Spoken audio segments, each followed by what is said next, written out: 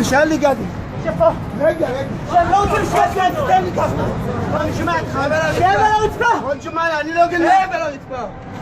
בסדר, אני שב. לא. שב רגע. אני שב, תשמע. לא. מה אני לקחתי? מה גנבת לו מהמזוודה? אני לא גנבתי. מה גנבת לו מהמזוודה? לא גנבתי. שב על הרצפה.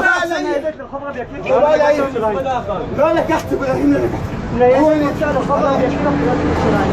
תשמע, אתה מכיר את העמוד, תגיד, הרבי גנב מזוודה, לא תפסתי. לקחתי לו כלום. היה תיק על הצבע.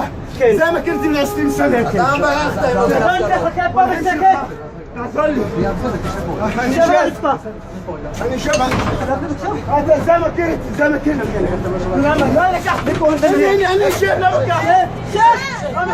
שב אמרתי לך. למה אתה משתמש באלימות? אתה פרסונה? מה נראה אני לך? לא גנבתי. אל תשתמש באלימות. מה יש לי? לא משנה, תעמיד אותו, אבל לא להרביץ לו. הוא לא רוצה לעמוד.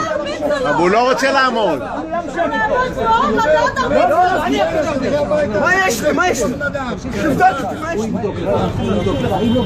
לי? אני שב. שופי. יזם פי שאתה עשו, מה תשמע על סלח לי בבקשה, ניידת רחוב רבי עקיבא פינת ירושלים.